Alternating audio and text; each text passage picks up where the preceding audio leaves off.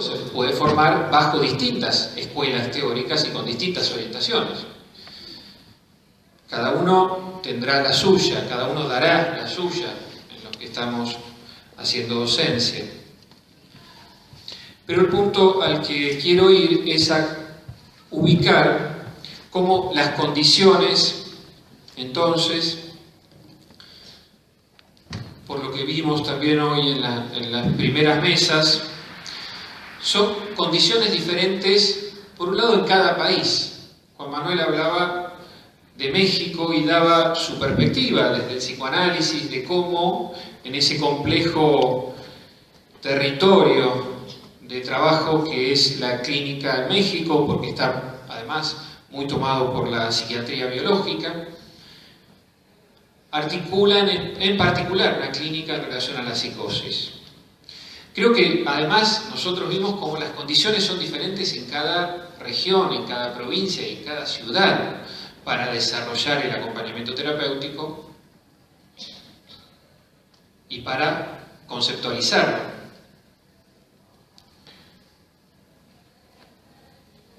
Podemos hablar, para sintetizar algo de lo que pensaba, en que hay condiciones externas, entre comillas externas, que tienen que ver con condiciones de lo social, de una comunidad determinada, y hay condiciones que ligaríamos más a la práctica interna del acompañante y del acompañamiento terapéutico. Podemos decir hoy respecto a las condiciones externas que estamos en un momento donde la práctica del acompañante terapéutico no se puede sostener si no hay condiciones de regulación que nos den elementos diferenciados, incumbencias y competencias diferenciadas como profesión. Estamos hablando de Argentina y a su vez de realidades distintas en cada región. Las condiciones implican a su vez un mayor reconocimiento del acompañante terapéutico en los ámbitos laborales. Por eso insistimos tanto en la necesidad hoy de una regulación por parte del Estado. Lo venimos trabajando en estos años. Un marco legal como condición para sostener también la práctica, y sabemos que también esas condiciones van a delimitar las posibilidades éticas de cada acompañamiento. Se hablaba hace un rato de esta cuestión de las demandas, ¿no? Yo voy a ir ahora hacia eso, las demandas de acompañamiento, la construcción de la demanda. Pero creo que un primer punto es justamente que esta regulación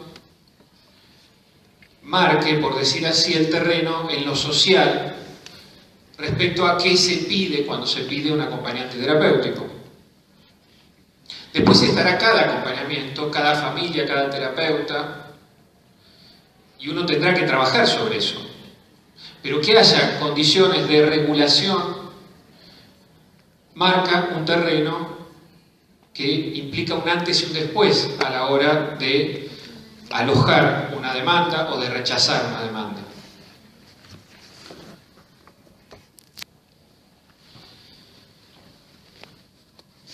Vuelvo a esa división que hacía, vamos a las condiciones internas, a condiciones para una clínica, podríamos decir, para una práctica. Me gusta en general hablar más de práctica para el acompañamiento que de clínica. Me gusta hablar de praxis, como el tratamiento de la singularidad desde lo simbólico. Esto es amplio. Un tratamiento que implica, decimos, la palabra, la escucha, la presencia. Un tratamiento de un determinado padecimiento psíquico, que no es cualquiera en el caso del acompañamiento terapéutico, que a veces no es solo el padecimiento psíquico de una persona, es el padecimiento o la problemática ligada a lo psíquico de un ámbito, una familia, un partener. Y ahí cuando digo que no es cualquiera, digamos, estoy ubicando acá un tema en el cual vengo insistiendo y trabajando hace mucho, no es una palabra muy simpática para los psicoanalistas de hoy, en especial los de orientación lacaniana, que es el encuadre, ¿no? Lo traigo como algunas preguntas también respecto a esto de los consensos. Cuando digo los consensos también, y hago una digresión respecto a esta primera parte, digo consensos respecto a lo que ya se ha escrito, lo que ya se ha formalizado también. Porque en el acompañamiento parece que siempre empezamos de cero, ¿no?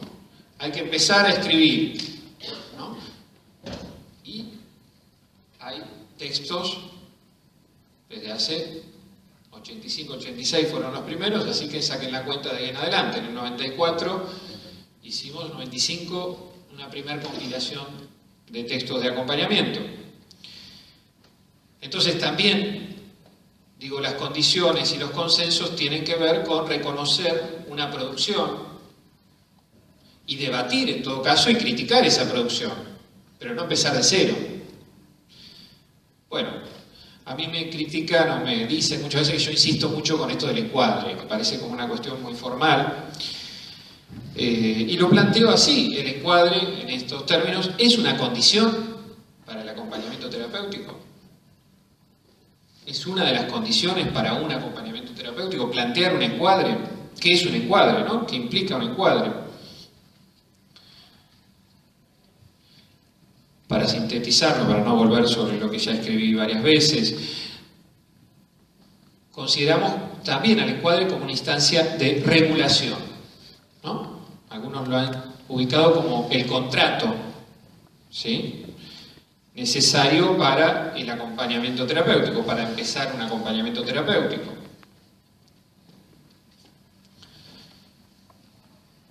El encuadre lo podemos ubicar también como esa terceridad que atraviesa tanto al acompañante terapéutico como a ese contexto en el cual se dan las condiciones de posibilidad de un acompañamiento terapéutico, a la familia, a la institución, a la curaduría, a quien sea, a la escuela. Esto es el encuadre.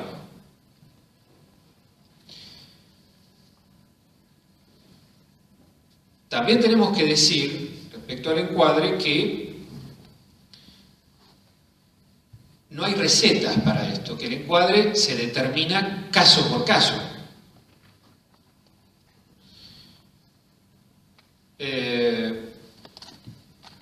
La otra pregunta que surgía hoy y que yo traía también es: ¿el acompañante trabaja solo? ¿Es una condición para el acompañamiento el trabajo en equipo? Decían, arriesgándose incluso un poco más, ¿es una condición la coordinación? ¿Es una condición la supervisión? No está en general, en los proyectos de ley, ¿sí? En la 1014 sí debatimos respecto a la necesidad de ubicar al acompañante terapéutico, y lo ubicamos como parte de un equipo interdisciplinario, ¿sí? Y creo que esto sí es algo en lo que podemos establecer un consenso a esta altura. A ninguno nos gusta mucho esta idea del auxiliar, ¿sí?, sino como parte de una práctica entre varios, de un trabajo entre varios, de una clínica entre varios, ¿no?, de una articulación de prácticas en la cual el acompañante se incluye, y esta es otra particularidad,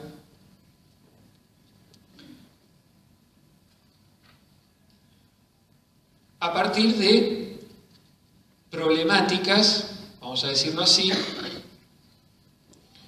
que exceden al equipo tratante, al profesional tratante, a la institución, que requieren a alguien más, que requieren a alguien que tiene alguna intervención en la vida cotidiana.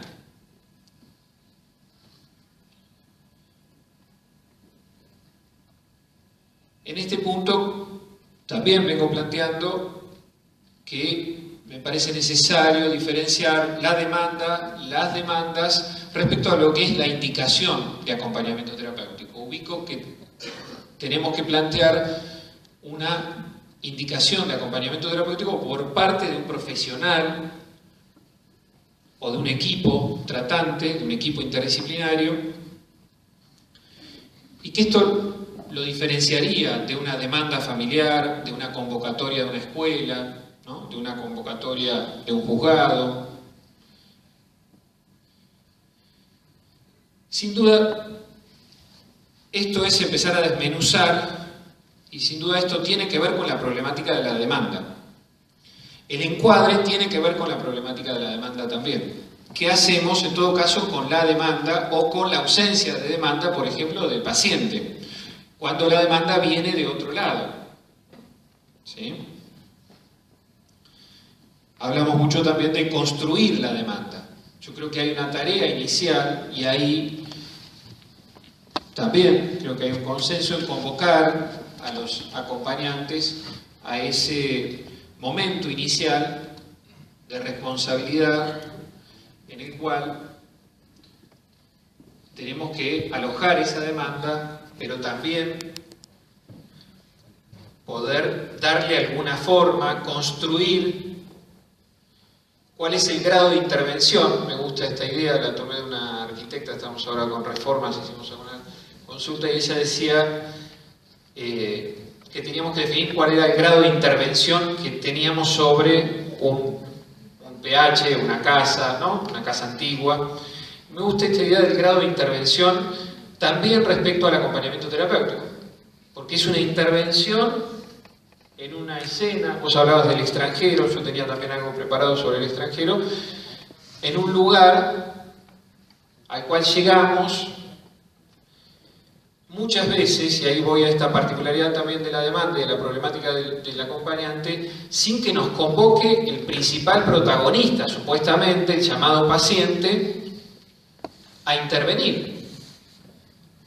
Entonces, ¿cuál es el grado de intervención? Tiene que ver con poder pensar si la intervención es solamente sobre esa persona llamada paciente, si es sobre la familia, si es sobre el entorno, sobre algo que tenga que ver con la comunidad de ese paciente.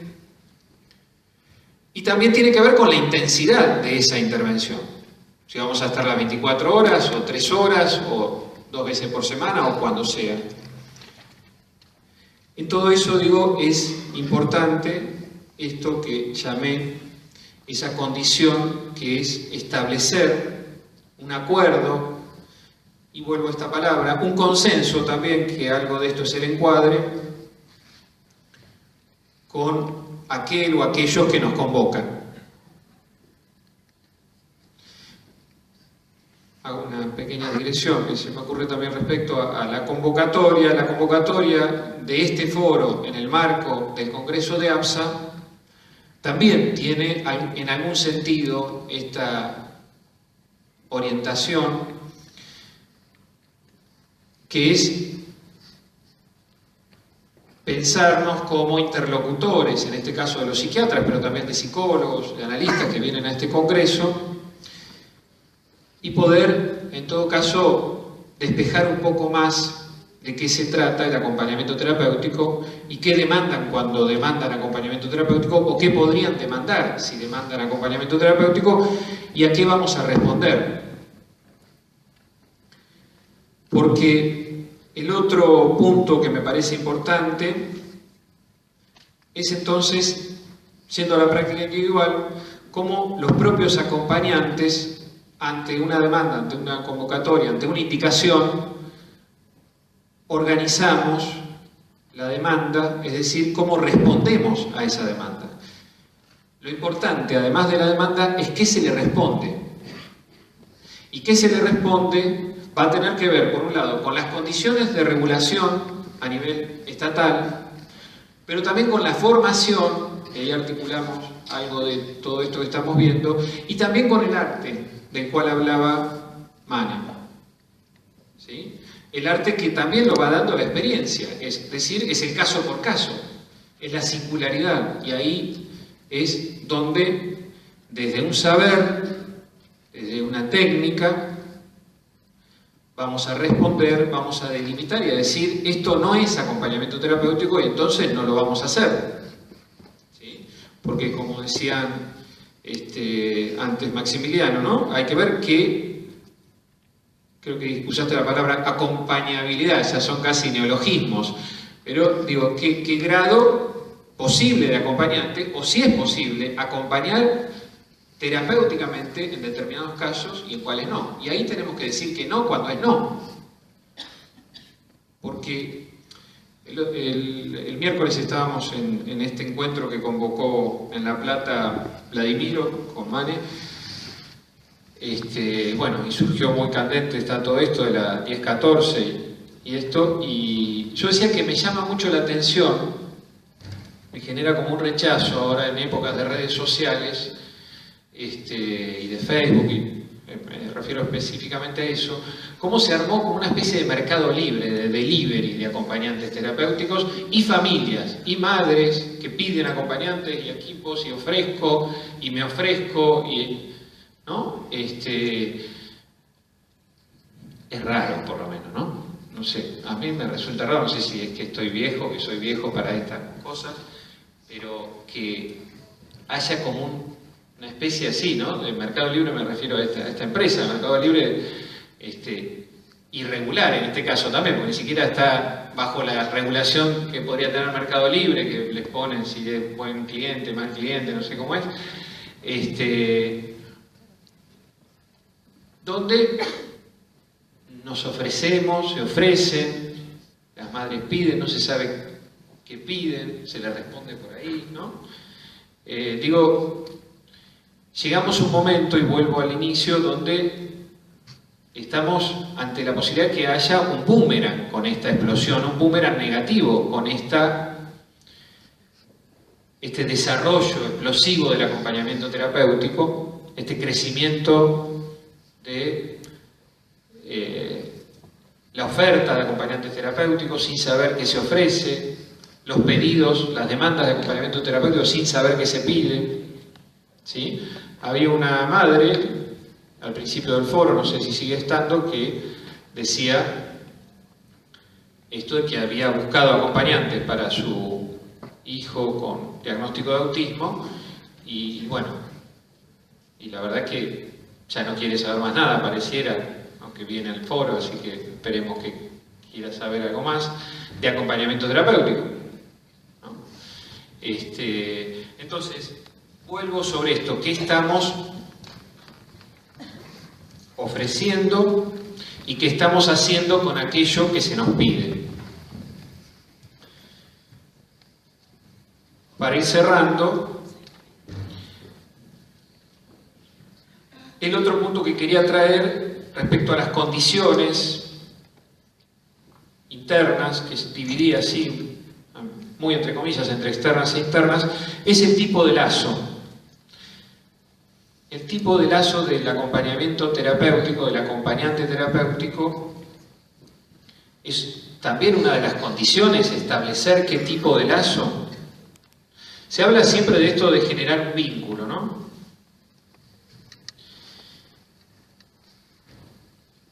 En esto creo que también, no me voy a adentrar en esto, yo traía algo escrito respecto a esta idea del extranjero. Creo que también tenemos que buscar un consenso respecto a qué es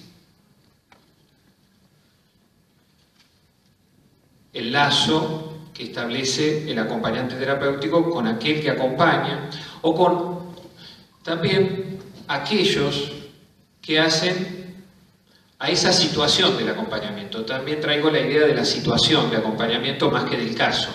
Lo trabajo en mi libro, el último, esta idea de la situación, que no es lo mismo que el caso, que no es lo mismo que el paciente. Llegamos a una situación cuando llegamos con el acompañamiento. Y lo que traía, en realidad para leerles, pero lo recomiendo en todo caso, no voy a entrar en el detalle, es esta idea del acompañante como extranjero, en un sentido que se toca con lo que decía Mane, pero en otro, que lo pongo como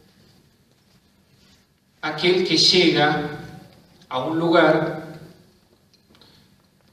donde una condición que uno podría pensar, una idea respecto al extranjero, es aquel que habla otra lengua, que tiene otras costumbres, y el acompañante llega como un extranjero a un hogar, a una escuela. Es o no bien recibido. Hay un texto de Derrida que estoy intentado traer un poquito, así que lo traigo, o sea que me quedan unos minutos, que se llama La hospitalidad, que es muy bueno, me parece, para pensar esta idea del extranjero.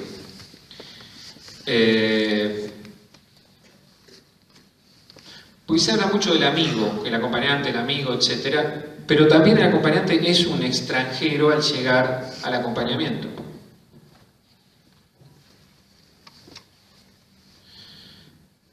Sobre todo, al principio al menos es extranjero, no es amigo, es más extranjero, acá me dice Rosa.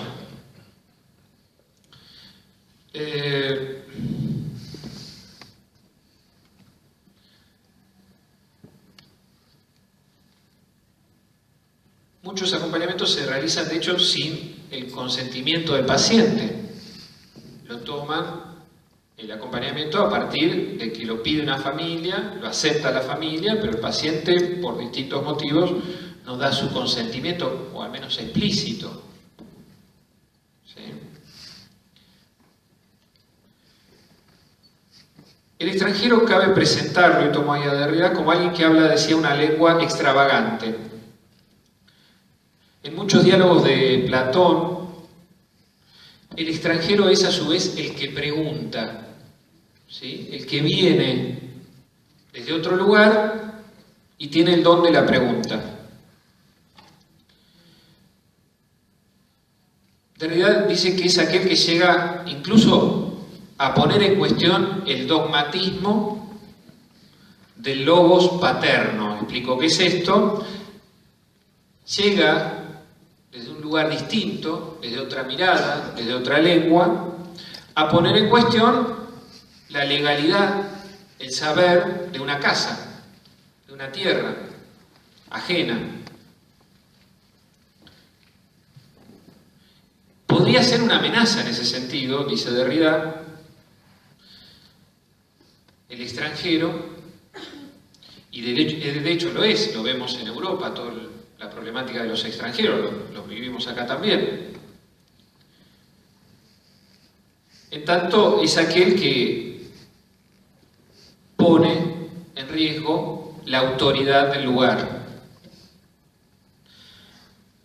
Por eso digo, como acompañantes tenemos que ser muy cuidadosos en la entrada en ese mundo familiar, primero para no caer en el riesgo de ser un futuro parricida, de aquel que viene a cuestionar la ley de esa casa, la ley de esa familia, que es otra respecto a lo nuestro. Cuando digo la ley, digo a veces la lógica en la cual se encuentra ese sujeto llamado. Y salió el primer bosquejo de quienes podían dictar las carreras de acompañamiento terapéutico en la 1014. Cualquiera, pero no los acompañantes terapéuticos. Si ustedes toman la 1014 y la 1221, no hay una sola materia que pueda ser dictada por un acompañante terapéutico. Ni una sola. Si un técnico, tenemos que esperar 3 años para eso, no hay técnicos de acompañamiento terapéutico en la provincia de Buenos Aires. Bien, había escrito algo y hasta que lo encuentre va a ser medio complicado. Pero es tan importante y estamos tan en esa nebulosa intermedia, y tan importante fue el acompañamiento terapéutico en la provincia de Buenos Aires que el Ministerio de Educación de la provincia de Buenos Aires tuvo que hacer una resolución ad hoc. Se dio cuenta el Ministerio de Salud de la provincia de Buenos Aires el Ministerio de Educación de la provincia de Buenos Aires que estaba cubriendo acompañantes terapéuticos para que hagan su trabajo. Había una resolución en su momento que era la 5606 que se llamaba personal privado no docente, ¿sí? Que permitía el ingreso externo de profesionales a la escuela a hacer cualquier otro tipo de tarea. Con la resolución 211 del idioma, que permitía que cualquiera, en los lugares donde no existe acompañante terapéutico, pueda ser acompañante terapéutico, ingresaban un profesor de educación física, un tratamiento de acompañamiento terapéutico en el idioma y le pagaba a la escuela el profesor de educación física.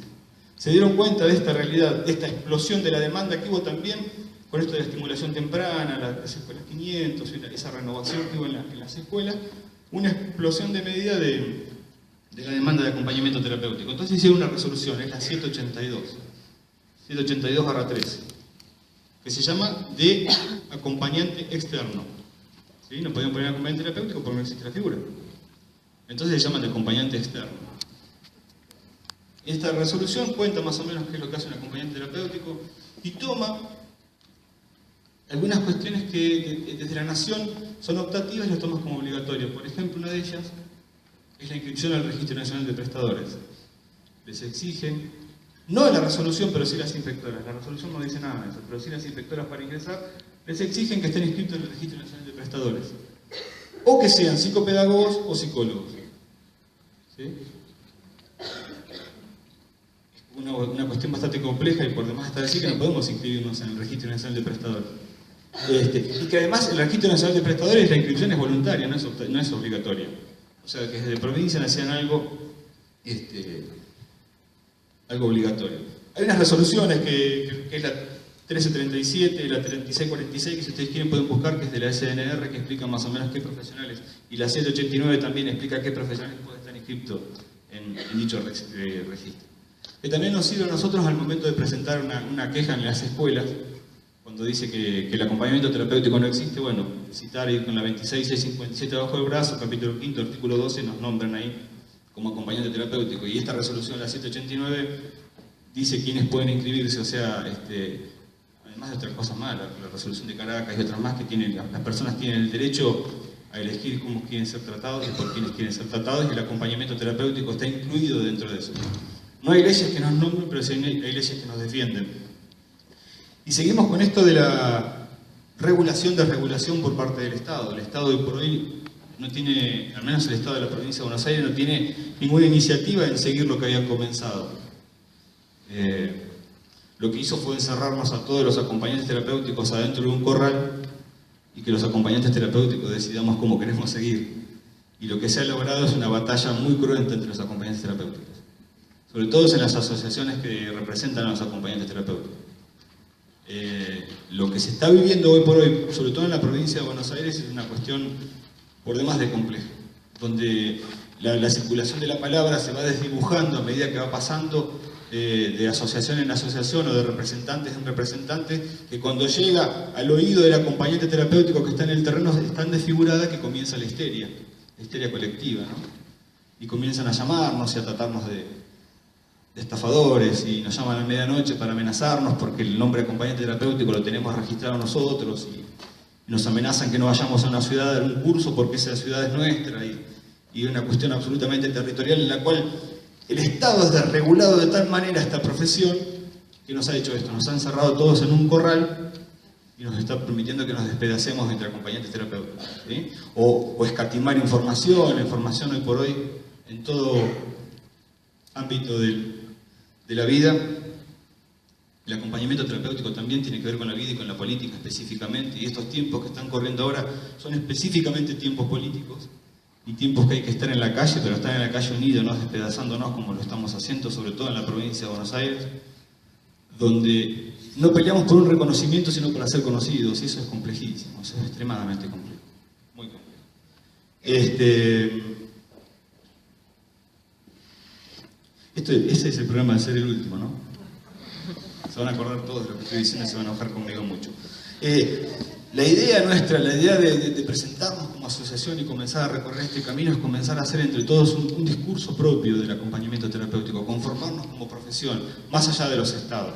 A los estados se les imponen las cosas, el Estado no puede imponernos absolutamente nada, y lo que están haciendo ahora desde el Estado es cortándonos las piernas a partir de esta desregulación. A partir de esta desregulación que comenzamos a regular en aquel momento que fue e iba a ser una regulación modelo dentro del territorio nacional, porque comenzamos a trabajar. Hay 7 proyectos de ley en la provincia de Buenos Aires, 7 proyectos de ley. Un proyecto de ley presentado por cada asociación. Es una locura absoluta. ¿Cuántas cosas distintas se pueden pensar de una asociación a la otra para hacer 7 proyectos de ley? Lo que se quiere es que en ese proyecto de ley figure la asociación que lo llevó a cabo. Y esto nos está provocando a los acompañantes terapéuticos una sangría tan absoluta que estamos en esta situación.